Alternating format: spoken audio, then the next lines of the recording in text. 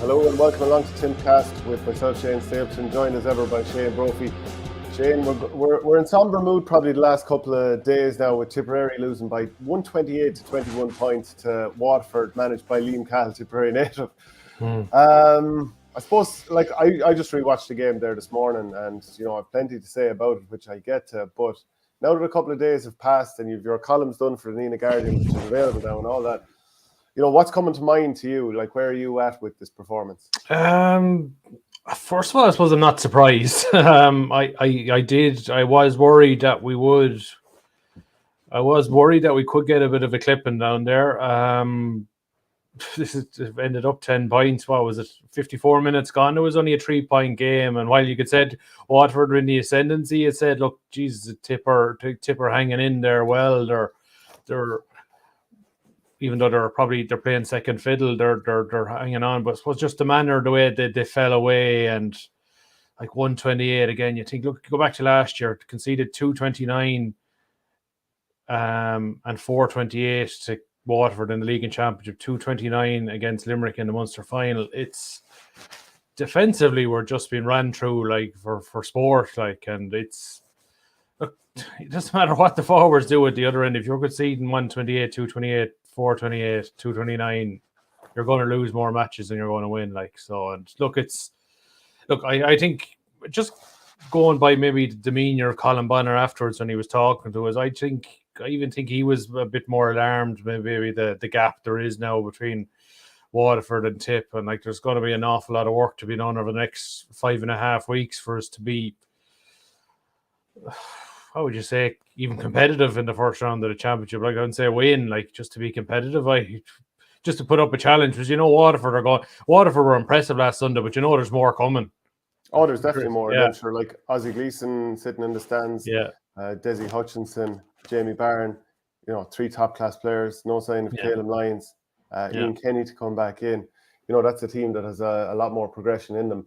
And, you know, when I was watching it back there earlier, what I was thinking is, you know, obviously, look, everyone here, and, you know, we've talked about it a few times, you have to give the new management time. You know, they're only a few months in, you're trying to change things around.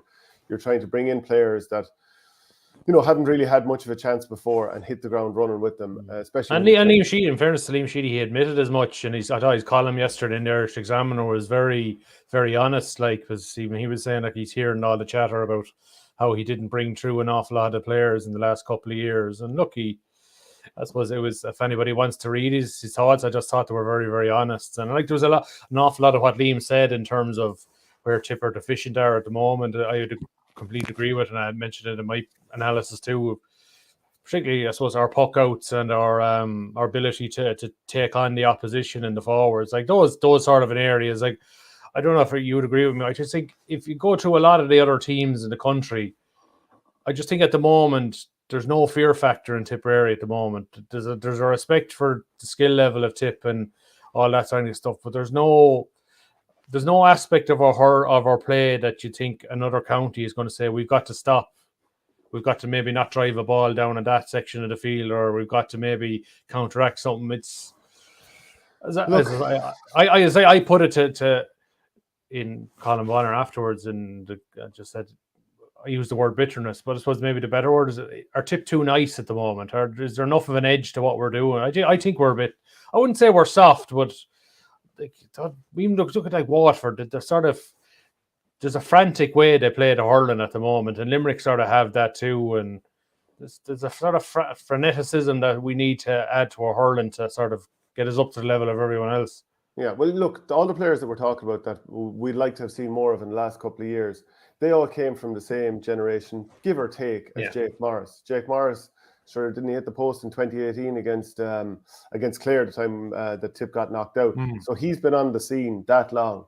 And now all of a sudden, like, you can see what a top-class player he's becoming. And you just wonder if some of the other players had that amount of game time in the meantime, would they be now at that stage of maturity? So, I mean, look, that case is still there with, you know, Cork players from the same generation. Look at the amount of them that have huge experience at this stage. But, like, what I saw in this is, look, and this is why I'm kind of very much given the context that Colin Bonner's not long in, needs time to change, make whatever changes he wants. But I looked at the team the other day as I did against Dublin, and I was like, it's very hard to identify what the team is trying to do. So again, we'll give that a bit of time. But you're talking about a team in Waterford who every time they get the ball, they're thinking, can I take my man on? Whereas you look at a Tipperary team where you have a group of individuals who are saying, can I get my shot off? Yeah. So, and that's the big difference. And there's a couple of times that really stood out to me. There was a time when Conor Bowe scored a nice point in the 51st minute. Now, it was a lovely point, and I thought he was good and really promising. But what he did is he got the ball over and knocked it over the bar over his shoulder out around the 65. But inside him was two Tipperary men who were both looking to go off the shoulder and run straight up the guts of Waterford. There was another time, like Waterford are an unbelievably aggressive team, both in how they run at you, but also how they win the rucks. There's a ferocity. And I wonder, do they coach how they go into rucks? Because the top teams are I'm sure to do, yeah. And I'm wondering, like, have Tipperary done enough work on that yet? Have they had time to? Then another thing I noticed is 26 minutes, Dylan Quirk, who again, I've talked about him quite positively the last number of weeks, and I thought he did okay again. He spilled the ball on 26 minutes. Now, he got pulled and he got dragged all over the ground after a free had been given. I think he touched the ball on the ground. He got pushed, he got pulled, he got dragged, and eventually Conor Bowe came in and pushed the Waterford player away. But to me, it was like, here was Waterford coming, bullying Tipperary, pushed them around the ground, and no tip man coming in saying, you won't be doing that around here. Yeah. So Tipperary, every which way you had it, were outdone by an aggressive team. Yeah, and you were disappointed to see that because, like Liam Cahill said afterwards, like it'll mean all. It was essentially a dress rehearsal for 6 weeks' time. Like, and look, maybe it opened some of the players' eyes up to what's coming in 6 weeks. But what's coming in 6 weeks from Waterford is going to be greater than what they actually showed last Sunday, which was impressive enough. Like, so, that's why I think we need to add a little bit. We need to add a lot of steel, and that would be the one thing maybe from, I suppose, Colin Bonner's admitted policy from the league is that he was going to give as many players a chance to play. And I suppose the risk with that is you don't develop one, I suppose, a settled team, and two, a system of play. It's hard when you're chopping and changing. So the only hope, as I think, is that after maybe I'd like to think Tipp this week are starting championship mode. The Antrim game, okay, there's a long chance if Tipp beat Antrim and things go the way to get to a league semi-final. But I suppose they've got to think now the Antrim game is nearly a challenge match. It's about tuning up for championship, and that Colin Bonner and the selectors go, okay, this is what we have to do. Do we need to go with 6 or 8 of the most physical guys in the half-back line, middle field? Maybe move away from getting the skill for the hurling guys. Do we need to get 6 dogs in there in that middle third just to, I suppose, stop teams running at us? Really, if they're going to try and break through, is that if they're going to break through, they're going to be hurt doing it, and maybe they mightn't do it a second time. Like, not dirty physical, but laying a bit of a shoulder on them or a bit of physicality on them. So that I suppose that would be my only hope, is that this was the long-term plan, that they would go after maybe the league finished, they would go away and assess how they're going to set up and what way they're going to play. Because we just haven't seen, I suppose, I just don't think we've seen anything maybe develop. Like we've seen players getting game time, but we haven't seen a structure of play. We haven't seen something you can say, okay, that's definitely a Colin Bonner team at the moment. Yeah, well, the first game or two, like, and I'm not including the Kerry game because, that was the depths of January and we don't really know what the teams are up to at that stage. But the first couple of league games, brutal conditions in Laois. Obviously, the very poor spectacle against Kilkenny, but the team was working the ball through the lines out from the half-back line. Now, they weren't getting the ball far up the field before they delivered, and the goal threat wasn't there. And again, the goal threat wasn't there. But like, to me, the things that worked in the first couple of games was Barry Heffernan lowered it from half back. I would like nearly every attack to start with him if I could from wing back. Midfield is a tough position, but he still got himself into the game. And I think, after, like I've said before, Paddy Cadell, I think, is a half back, but still needs to make far more of an impression in midfield, as Alan Flynn needed to when he came in also. But like, has the game plan evolved enough? Like, the thing that worked has now been changed, i.e. Barry Heffernan. We know that pace is something that you're badly going to need in the full back line, and have Tipperary kind of made the obvious mistake with some of the personnel back there. Craig Morgan is probably going to be quite good back there, assuming he gets more game time. I think James Quigley's done quite well. I said before, I think Seamus Kennedy should be looked at in the full back line now at this stage because he has that speed. You're going to be isolated 1v1 in the back line. You need speed back there. So I just wonder, like, about these things in terms of, like, if you're going to be walking the ball up the field, which you should do. Like, I sent you an image in the, I'm not sure, it was at some stage late in the game. Second half.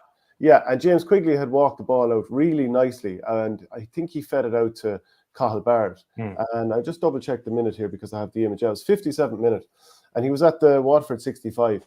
He ended up going for a stick pass and mishit the ball, and it was just collected by a Waterford lad, and they walked it out the field. There was only 4 points in it at this stage.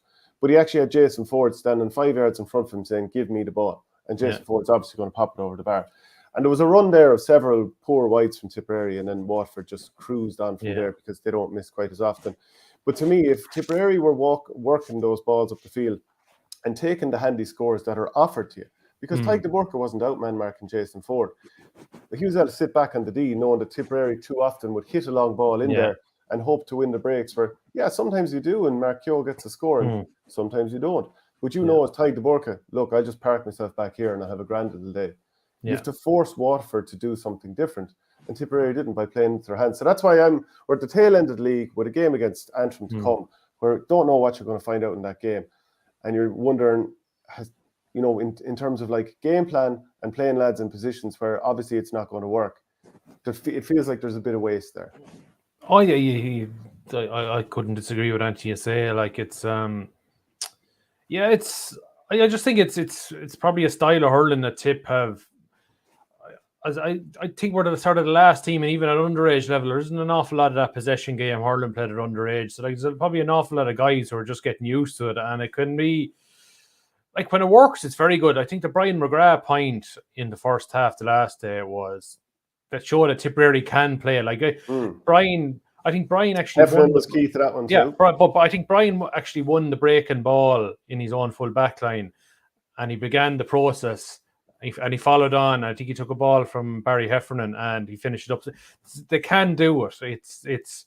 I suppose it's just to be confident enough to stay doing it and stay doing the right thing and making more right decisions. If you know what I mean. Like I think I mentioned Dylan Kirk there. He got a ball in the first half. Conor Bro won a ball and he laid it off to Dylan Kirk.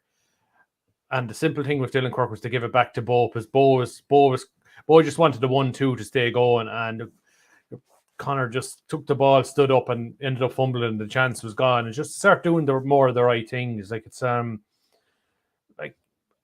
there's like Tip have scored 1 goal in the league so far, and that was a defensive gift from Owen Murphy, the Kilkenny goal. So essentially, we've had no goal scored from Tipperary's creative play. We've had a few chances. Jake Morris has had a couple, but like why is that?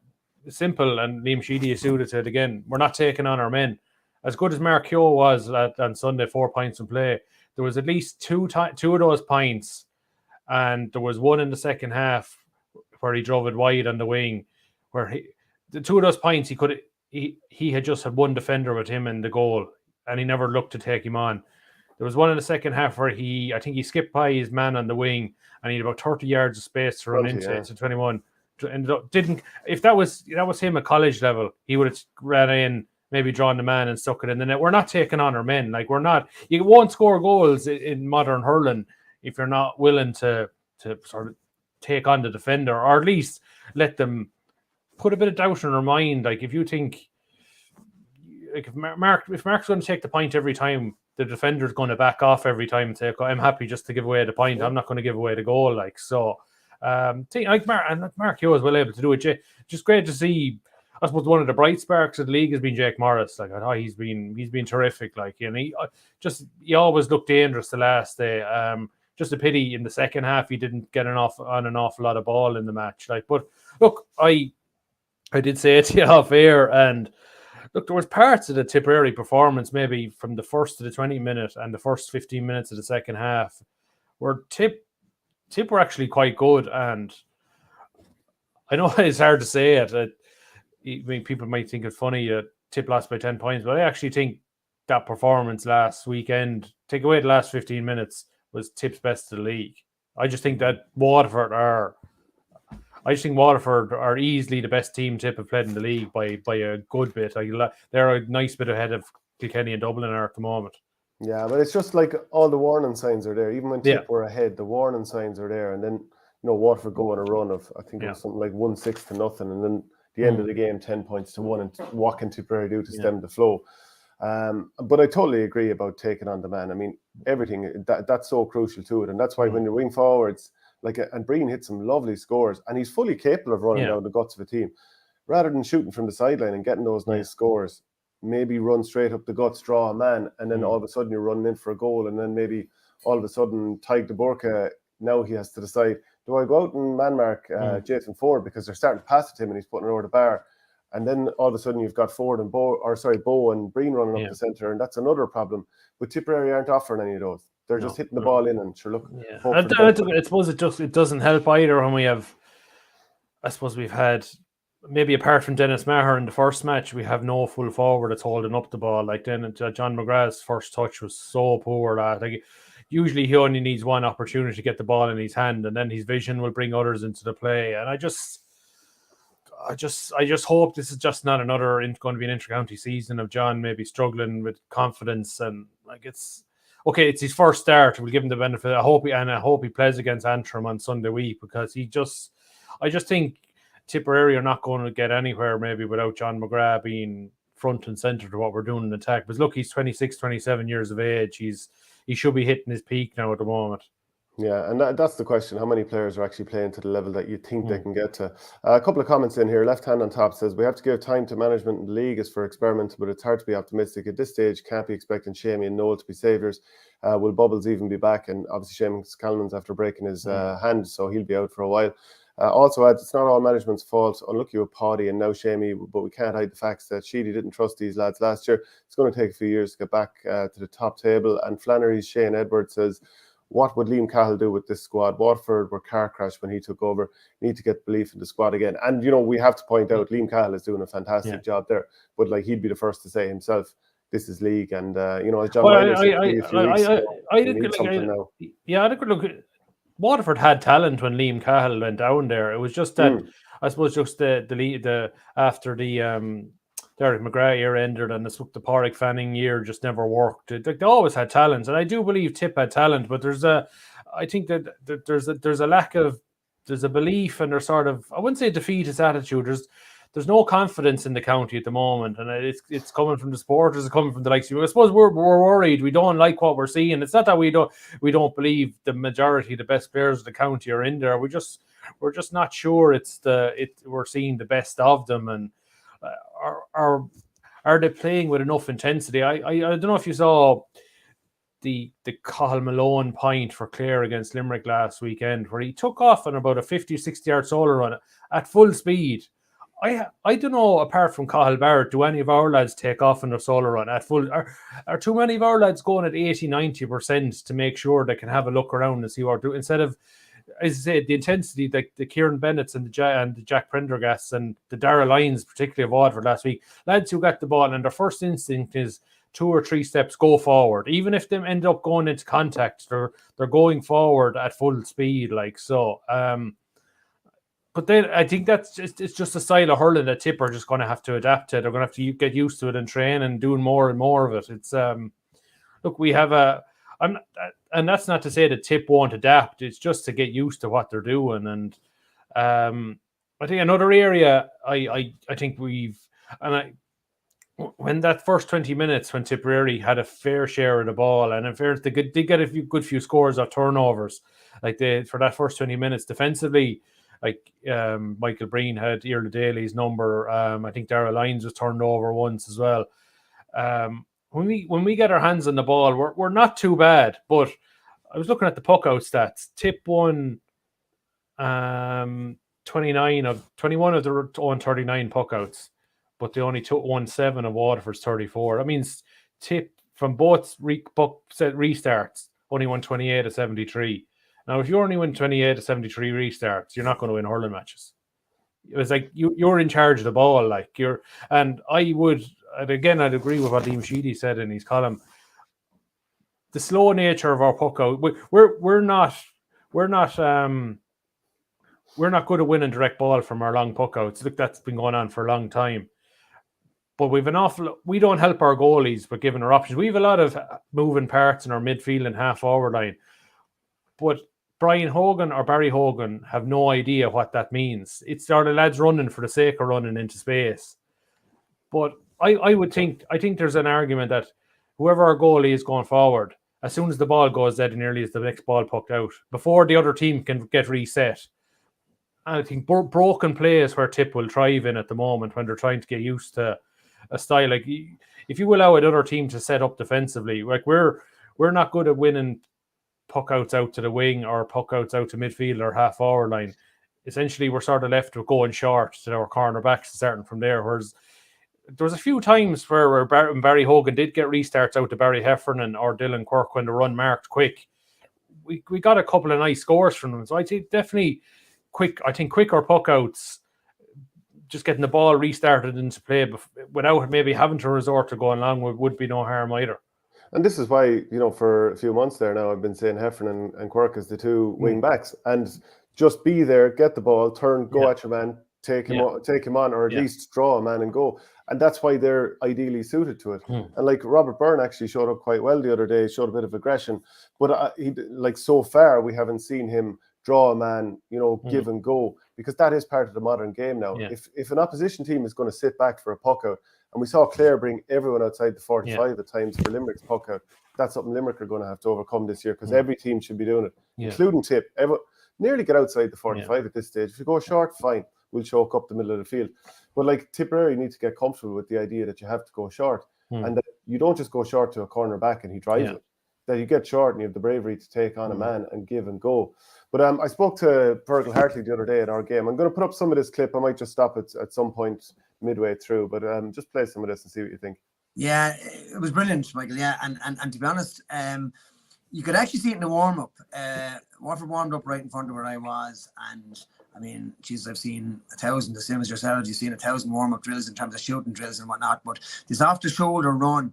So when you say that energy, and Liam Sheedy referenced the word energy last night on the Sunday game, it was lacking in Tipperary.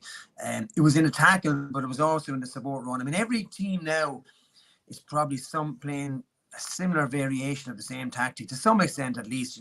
Everybody's trying to work that ball more around that middle third, and trying to pick the right time to make the pass inside or shoot from distance, like trying to work it into a position where you can shoot from midfield area, far 65, or get it into the corners in the space. Everyone's doing some variation of that, but what Waterford seem to be doing better than most at the moment, certainly better than Tipp yesterday, was the off-the-shoulder run, bringing the ball into contact, taking the man out by actually bringing it into contact. So if I'm running at you and I'm actually going right into the contact, I've taken that man out of the game. And as a man like Darragh Lyons in particular was brilliant at coming off the shoulder yesterday.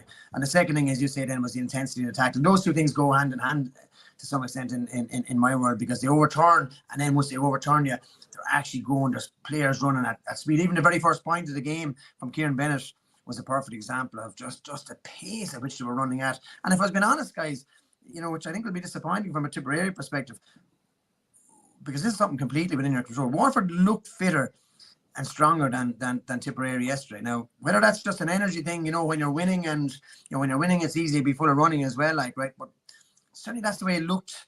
And I'm not suggesting for a second Tipper unfit, but I think Waterford have reached a supreme level of fitness that maybe it looked yesterday like Tipperary couldn't match. I'm going to ask you, Fergal, what about these periods where Waterford dominate? I can't hear you there, Shane. Sorry, just leave it there, because you made a very interesting point. What do you make of that point there, that Waterford, they just look like they're at a serious level in terms of athleticism? Yeah, I'd agree with you, and this was something Liam Cahill remarked in his interview with us afterwards, that they had, and he's admitted that he says Waterford have an awful lot of work done, and you can sort of see it. And I suppose you did. I suppose when we did hear that Liam was staying on with last year, that there was rumours that there was a sort of a financial cash injection, and a lot of that was to go towards taking the S&C to the next level. And you could see the Bennett, and I suppose the stark one for me is Michael Kiley, the full forward, 19 years of age. He's an absolute tank of a man, for that. And then you think, okay, we have guys 20, 21, 22 that should be further along in terms of that physical power, and they're not. Like, so you think, why aren't they? Some of them are, but I just think that it's the way that Limerick, and you look at the Tom Morrisseys, the Groyd Hegartys, the physical specimens that turns themselves in, like that's where some more of our Tipperary lads probably have to get to. Is we might think, oh God, they look physically powerful, and then you put them beside a Michael Kiley or a Tom Morrissey or an Aaron Gillan, you think, lads, you have a bit more to go. Like, so it's I know it's I can't disagree with anything Fergal says. I think there's a ferocity about what Waterford are doing. It's very, very impressive, and it's very, very hard to stop. And like, if you're not physically able to withstand it, they're just going to steamroll over you. And like I'm very impressed with what I'm seeing from Waterford. Like, personally, I think they're the closest. I think they're the best chance of taking down Limerick this year. And I know people might say that Limerick have comfortably had their number the last couple of years. And look, 2020, it was Cal's first year. You give them a pass. Last year, in fairness, they came off just a week's break after playing Tipperary into that semi-final against Limerick, where Limerick were fresh for 2 or 3 weeks. And you could see after 25 minutes, Waterford were spent, and they had no Tig de Burka, they had a few injuries last year. But look, the panel, like Waterford has such a strong panel. Like, they have the ability now to take guys off early in the second half and bring on guys that are just as good, and they won't miss a beat. They will still have key players in Prunty and de Burka, Barron, Deise Hutchinson, Stephen Bennett. But the guys I'm talking about is the unsung lads, the Kieran Bennett, Jack Prendergast, Jack Fagans. They have the ability to, okay, these guys are getting spent. We'll bring on maybe a Callum Lyons or Mikey Mahoney or Peter Hogan, and they'll fit in seamlessly into the same. The team, the level of the team won't drop at all. Like, when I suppose that's the level Tipp have to get to. Look, we have lost an awful lot of talent, and I know one of your texters there were saying we're not counting on Shamey and Noel and Bubbles. Like, I'm not even thinking about those three. Like, I'm thinking they're bonuses for us at this stage to come back and play it to a high level. Like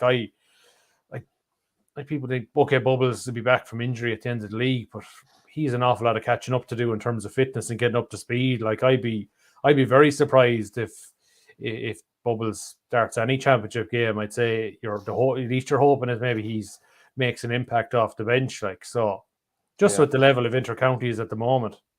Noel Cahill says, are the hurlers there though? Our style at underage has been poor and some very poor results. No real standout hurlers like Noel McGrath in recent years from underage. I think there is always talent there, but pulling it together is the big one. We're joined now by Liam Hogan. Liam, how are things with you? Gentlemen, how are you? We're good. Look, we've been talking about Waterford beating Tipperary 128 to 21 points. We do want to talk to you about the footballers and the victory over Wexford, but let's just get your thoughts on the fair in Walsh Park first. Well, I bypassed Walsh Park on the way to the Wexford Park last Sunday. I only saw the highlights, and what really struck me was the pace of Waterford, their ability to outgun Tipp under the dropping ball was really alarming. And it was a 2-1 situation under dropping ball. Waterford generally won that. There's always somebody watching the break, and sometimes it was 3-2. So look, it's Tipp are a little bit behind the curve at the moment. So look, I'm always positive about Tipperary that there's something come good in the summer. But at the moment, we are trailing. Waterford seem to be a powerful team. Shane, is there any final point you want to make in the Tipp hurlers before we talk football? Actually, look, I suppose we just go back to what I said earlier. That maybe now that I suppose we're essentially in championship mode for Tipp. There's 5.5 weeks till we park the car back in Walsh Park again on Easter Sunday, and you just hope that that if Waterford are at a certain level now, we know Waterford are going to improve again, that maybe Bonner and Tommy Dunn, the boys, will have gone away, particularly after last Sunday. Maybe a defeat. You don't like losing by 10 points, but sometimes it's a bit of a rude awakening like that for the players. There's no bad thing coming towards the end of the league. And it's as Colin alluded to after, maybe if Tipp had maybe lost by 2 or 3 or 4 points and had played and maybe not had that fade away at the end, you'd say you'd be coming away thinking things aren't as bad, and then you'd end up arriving in Walsh Park in the summer and you could lose by 10 or 12 and then you're in real trouble. So look, I don't think anybody within the 33-man panel now is aware that is under any illusions that they've really got to knuckle down over the next 6 weeks. Like, and I suppose, like, we have a lot of good guys in there. Tom Hargrove's S&C, and like I'm sure he would have been looking at some of the Waterford guys and think, okay, that's the level we're going to have to get to. Are we going to get that level in 6 weeks? Not. We can get as to a certain level as possible. And I suppose after that is making more of the right decisions, as I said, helping our goalies in terms of giving them more options to get the puck outs out into play quickly and using the ball better. And then I suppose, and then if we get a sniff of a goal chance, take on the last defender. Like, sure, the likelihood is if you take him on, you're probably going to get a free and he's going to get booked and on a yellow card. So it means if you take him on again, you could get him sent off. That sort of a thing. You've got to, I think you've got to be taking on teams, like, and I suppose doing something to put the fear factor, create problems for other teams. As I said earlier on, there's no fear factor in Tipperary at the moment if you're an opponent. Yeah, we'll be talking more about it again next week as we preview the Antrim game. Liam, as you said, you were down at the game in Wexford. It was supposed to be on a couple of weeks ago, but the weather didn't really suit that day, so the game was put back until the weekend just there. And midway through the game, I looked at Twitter and I saw a scoreline where Tipperary had scored 4-1, and I wondered, was this an underage game or something like that? But it turned out that was the senior footballers who eventually won 4-4 to 15 points. What on earth happened that Tipp put up a score of 4-4 and won the game? Well, they met a very organised Wexford team who were buoyed by the fact that they had beaten what we call a fancied London team the week before. So they were confident enough going into that game. And God, I said after about 5 minutes to myself, was that game against Sligo a once-off? Because literally for the first 4 minutes of the game, Wexford owned the ball, scored 3 unanswered points, and the third one was a 45 after what should have been a goal from John Turbett. But desperate defending, and I said desperate defending by the Tipp defence, forced to 45. And then, out of nothing, Robbie Kiley, who was lined out at right wing forward, picked up possession of the left wing forward and a brilliantly flighted ball into the edge of the square. And you have that man himself, Conor Sweeney, who has come to Tipperary's rescue so many times, brilliantly punched the ball to the net. So like a goal of the old times. You used to see a lot of goals scored that way in the old times. Not so much now with the possession game and teams defending. And it seemed to me that Wexford, while Wexford had the slight advantage in a number of our players out the field in terms that they were really fit and they had a game plan in mind, but around the edge of the square, they seem to be in woeful trouble because the second goal came similarly again. Conor Sweeney involved, and the ball was deflected to off the crossbar back out into the path of Sean of Teddy Doyle, and he gleefully puts it into the net. And and look at Tipp were playing against the Breeze in the first half, so we said to ourselves, they'll settle down once the second half comes. And again, we needed another goal from Teddy before half time to keep us in the game.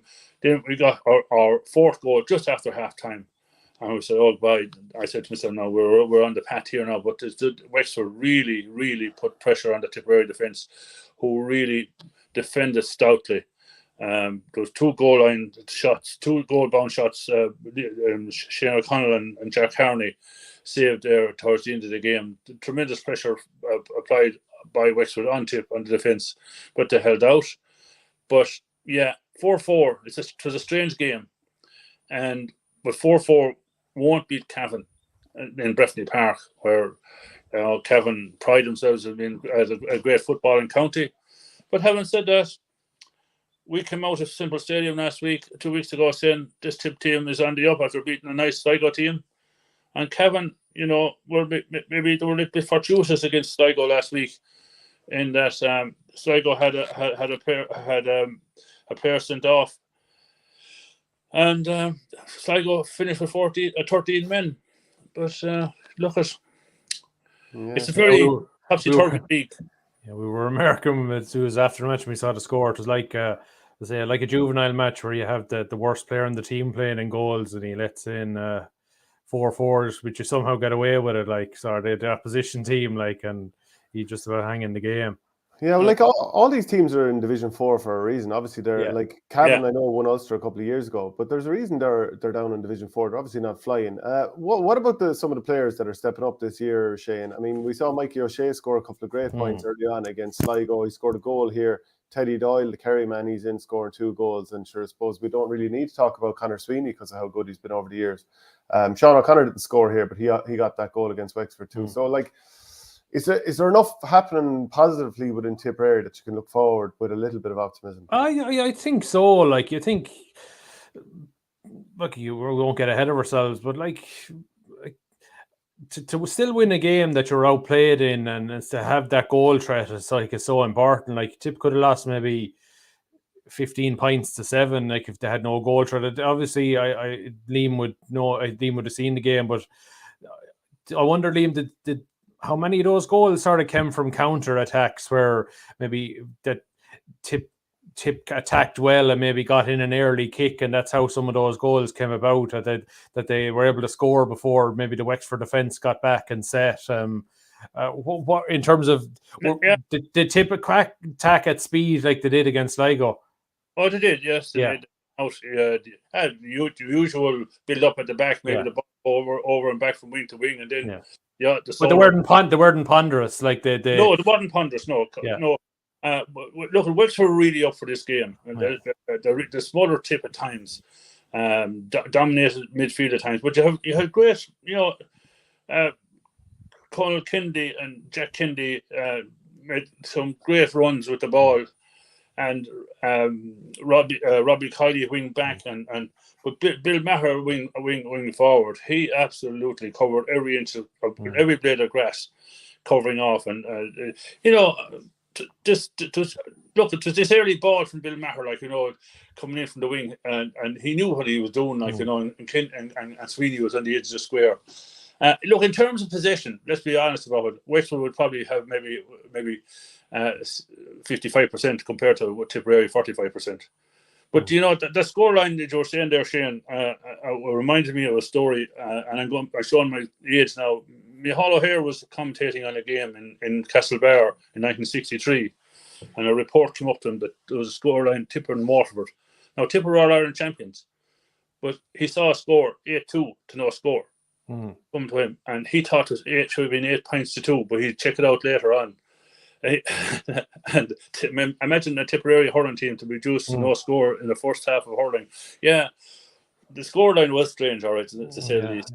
I think it's just looking at your report, Liam, and I suppose Shane Stapleton was going through some of the new faces. Like, I think one surprised me, and he's a late bloomer, but he'd have the pedigree, and it was great to see him going so well the last couple of years. Is Mark Russell in the middle of the field? Like, he's he's Paddy's son. Like, there's good breeding in there. There's a good head in that lad's shoulders, and even just the point he kicked against Sligo, and I see he scored again against Wexford. He's a big chap, but obviously he's settling in well to inter-county football. He worked his house off as well, like, and maybe. Luckily, he didn't concede a penalty, and he had the black card was justifiable. Like, he just, he just took down Kevin on the edge of the square. Kevin O'Grady, who was popping up everywhere, and in the Wexford attack, he was real torn in the Tipperary defence. He scored 2 fine points to get Wexford back into the game after those goals, and. Like, obviously the tackle had an effect on him, because towards the end of the game he was taken off. Like, and he was from a Tipperary point of view, the threat from him was gone. That bit of cynical play comes in handy every now and again. Now and again, yes. Now and again, yeah. Shane, it's fair to say that the vibe around Tipperary football has changed massively since the draw against Waterford and then the home defeat by 8 points to Leitrim. Yeah, look, I think it's fair to say, and I suppose from what I saw against Sligo, there was definitely a change in approach and in terms of intensity and with the ball and without the ball. And I suppose, look, it's the same against Sligo. Tip probably played second fiddle in terms of possession, and sounds like they did the same against Wexford, but they ended up winning both games. So it just shows you it's not about how much of the ball you have, it's how well you use it. And look, maybe Tipp got away with it to a certain extent against Wexford. They got the goals. And look, I suppose in some ways the pressure is off a small bit going to Cavan. Like, Cavan will be expected to win, so the pressure will be on them. So maybe Tipp will be able to play with a bit more freedom going up there. And I was just looking at maybe, even if Tipp were to lose that game and like they have 2 matches at home to Carlow and London to come, I think if they get to 9 points, I think that might be enough to get promoted. Like, you think probably Cavan at this stage on paper probably on set to win 7 from 7, so that they get to 14, they're going to get up. Like, and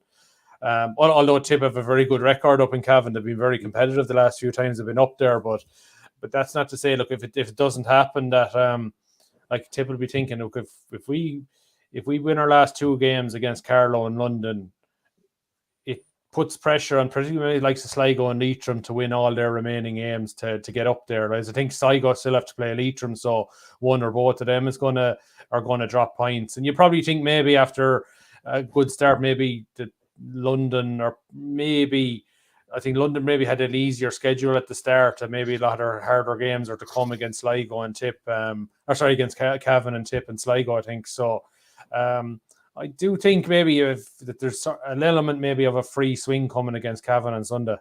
Yeah, like Cavan are top with 4 wins from 4, then London 3 wins from 4. Tipp are next then on 5 points with Sligo and Leitrim on 4, and then you have Wexford, Carlow on 2, and Waterford on 1. Liam, do you reckon that promotion is still a realistic prospect for Tipperary? I think it is, yes. But it's in Tipperary's hands, and what wouldn't it be nice to see a Tipperary Cavan Division 4 final, which this game could be a preparation for that final. Yeah, look, it's Sligo are it's the third place between Sligo, Tipp and London, really. So whoever it's in their hands, whoever makes the best of it. Yeah. Shane, is there anything else you want to say about that? Not particularly. No, I suppose it was good. I suppose it was good when we saw the result coming through after the match in Waterford. I think it was something positive out of the day anyway. So yeah, and so I might ask you then about the ladies footballers. Obviously, it hadn't been the greatest results before this past weekend, losing to Laois by 2 points after losing before that to the Kerry footballers. But kind of stepped up when it mattered against Clare at the weekend.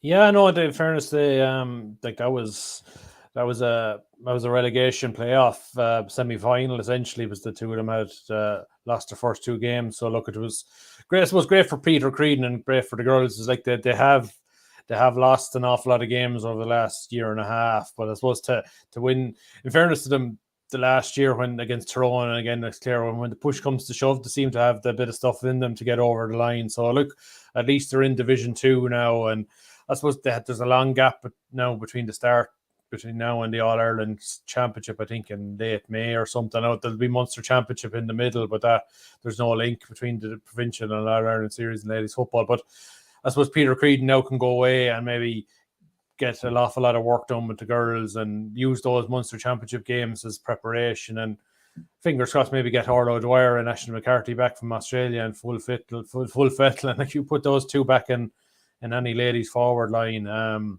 you're going to improve themselves massively. And I suppose one thing from last weekend, it was great to see on Saturday, the National League match Meath in Dublin, and over 5,000 people at a standalone ladies football match. Like, that was incredible. You think that there was 5,500 in Walsh Park, and that ladies football match got just about the same crowd. It just shows you the way women's sport is going at the moment.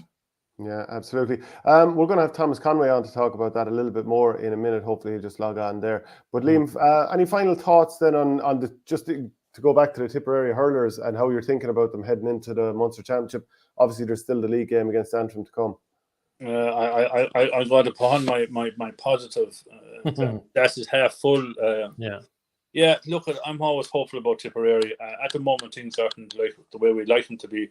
There's a lot of, like, you have Shamey gone, you have Noel McGrath or Shamey on the bench and Noel McGrath on the bench, and John McGrath is beginning to find his feet at the moment, and those 3 forwards were class acts for Tipperary. And you must remember that from 2009 to 2019 we won 3 All-Irelands, and maybe unlucky not to win 1 or 2 more, and it's a hard act to follow. But Look, I don't like to be casting doubt on any of the Tipperary teams. Tipperary are always a county that everyone wants to beat, and Waterford have the upper hand on it now. I'm slightly optimistic. Let's say it this way: we won't be back by 10 points in the Munster Championship run in Walsh Park. Jeez, I hope you're not tempting fate there with that, Liam. Look, thank you very much for joining us, Liam, and look, we'll be chatting again soon. And you too, Shane. Good luck to you. Thanks, Liam. Okay, we do have Thomas Conway on the line there now. Thomas, how are things with you? Not too bad, Shane. Not too bad. I'm in transit again, so you can see my car studio around me. But the price of diesel, which is the main thing. Which is, I hope it's not. You want to watch the price of diesel there, petrol. So. Well, it broke €2 at the forecourt this morning, so that was psychologically, it was difficult to stomach and difficult for the wallet to reimburse, but got through it anyway. Thomas, we were just talking about the ladies footballers and the win over Clare at the weekend. Can you give us your thoughts on it? Yeah, it was a much needed win, really, a morale boosting win. I mean, obviously it was essential in the first place to avoid the relegation playoff.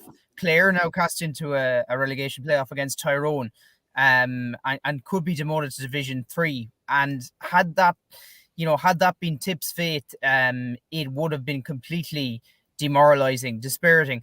But I thought, the result aside, I mean, the result was fantastic. But Tipp, they looked like they were starting to deliver on Sunday. They looked like kind of the plan which they had been trying to develop was kind of starting to come to fruition in elements of their play. Emma Morrissey was superb up front. She kind of, she was the main score getter. She kicked 9 points, hugely consistent from frees, which is obviously very reassuring. And I thought Tipp, like they had shown in glimpses in previous games, they're very commanding in possession. When they're attacking, they invite the tackle. They force the opposition to confront them, and they won a lot of frees. I mean, Emma was superb in frees, but some actually were kicked wide as well.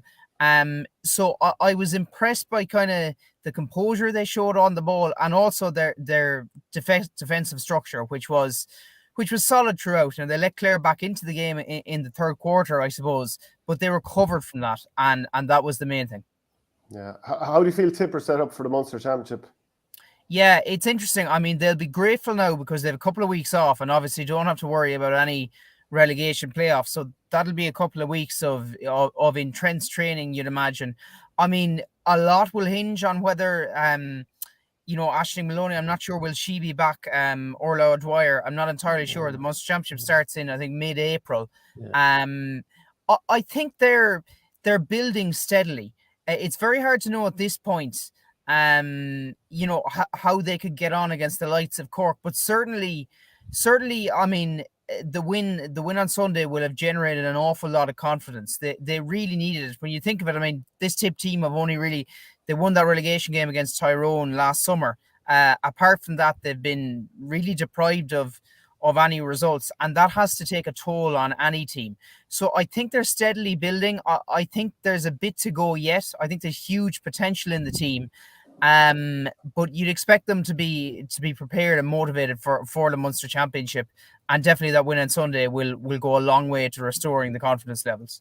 Yeah, I'd say, Thomas, the big thing for me would be, I think I saw the latest score in Waterford, and it was 1-7 to 9 points. And I think that was to kick the last 4 points under pressure, and to come from behind, like that shows you there's as we saw last year against Tyrone, there's a bit of substance in this group, like, and just if they can hopefully get then they're building, and it's great to see Emma Morrissey leading the scoring stakes. But if we can get maybe the Orla Dwyer's, Ashton McCarthy's back, that's a lot of quality in there, and I don't think Aisling Maloney set to feature this year. I think there was an issue with her knee injury that unfortunately has delayed her recovery. So, but that's not to say that Tipperary couldn't have a better All-Ireland Championship. And I suppose I'm not sure whether the Munster Championship is straight knockout or round robin with the 4 counties, but you'd think if it's a great opportunity for, I suppose, where there's no direct link between the Munster Championship and the All-Ireland Series, that Peter Creedon can blood players without any risk. Yeah, no, he certainly can. And as you said there is, when Tipp are on the ball, there's a confidence about them. There's kind of a a sense of belief. And it was highly significant on Sunday, the fact that, they were able to deal with the setback. The penalty, Clare hit 1-1 within a couple of minutes, and suddenly they were a point down, having largely controlled the game for swathes of the first half. So the fact that they were able to close out the game in that manner was hugely impressive, and definitely will increase confidence levels. I think, and it's a pity that Aisling won't feature. I mean, Orla O'Dwyer will still be a massive boost to them. They're probably short a couple of players, but the group that's there are good footballers, and I think there probably was psychological issues last year. I really think their confidence took a hit by some of the beatings they suffered. And, I definitely think it is in this group to really go places. Maybe not this year. I think this year the priority for them has to be kind of delivering performances. I think this is a larger or a longer process for Peter Queden, but I could certainly you could see his fingerprints on Sunday's performance, and there was a lot of promising elements to it. Yeah. If they could stabilize themselves in senior football, I think that'd be a success this year. Like, I think it's I think that would be a good a good measure. I mean, just stay up there, and I mean they're capable of pulling off big results. We saw that throughout last year. They could play in spurts, and if they can gain kind of greater consistency, there's no end to where they could go. Let's talk about the camogie team now, because it's been a couple of weeks since they were out, and it's been two fairly comprehensive victories, putting up 5-37 and 2 wins over Down and Offaly. It's going to be Dublin this weekend. Where do you think they're at coming into this game, Thomas? Do they know where they're at really after such comprehensive wins? Yeah, it is hard to know. I mean, I probably wouldn't expect you'd expect them to beat Dublin, because I think they're better than Dublin. Dublin are probably one of those counties in the chasing pack, chasing kind of the top four. It probably won't be as convincing a win as the previous two games, but obviously both Offaly, and the team before that were under strength. And that has to be factored in. But Tipp were a good distance ahead of them, and they knew that coming into the fixture. So I think, like, Bill Mullally will be looking for another kind of similar performance against Dublin. And I've said this before, like, a lot of it rests on the Galway game. That will be the real litmus test as to where they're at. But certainly from speaking to players in the Tipp team, they seem to have invested in kind of a new game plan. It's all, this kind of running game, high energy game. And definitely you could see that in their first two outings, that, they were really working on support play. It's something both Julianne Burke and Grace O'Brien, when I spoke to them, their joint captains, which they kind of really hammered home. Dinny Ferncombe, the selector, said it as well. That was their objective, to kind of shape a game plan throughout this league. And I think they're doing it. But again, you probably can't read in an awful lot into those first two games. But Bill Mullally and the players know that. There's not going to be complacency. They're not going to get too big-headed about it. It should be an interesting one, and I would hope that Dublin put up maybe a sterner challenge to them. They need they need more of a challenge, particularly going into that Galway game. Shane, and like, if we're talking about the unknown because of who Tipperary have played already and that they were down players, Dublin lost to Galway 6 points to 115 the first day out, and they would have been without the Sarsfields players. Then the next day out, they beat Offaly by 112 to 2 points. So obviously that was comfortable enough. Both teams would be coming in not really sure where they're at. No, and I'm fairly sure like that Offaly team would be backbone by a lot of St. Ryan's girls, and sure they were club tied, and I'm fairly sure Down maybe. I think the Down have a club team in an All-Ireland final last week. It was a kid, Owen Rua or somebody. So like they wouldn't have been at full strength. So I definitely think Dublin will be a stiffer test, but I fully expect Tipp to win it. And as I said, Tipp haven't been at full strength either. The Drum and Inch girls are probably only starting to filter back in now, and Claire Cotavan has only been brought off the bench in the last couple of games. So look, I suppose the last 3 weeks, I'd say the Bill Maher and the selectors would have probably really earmarked a really hard session of training just to build them up to, as Thomas said, that I think it's the 26th of March, they're away to Galway. and that game is going to determine whether Tipp get to a league final or not.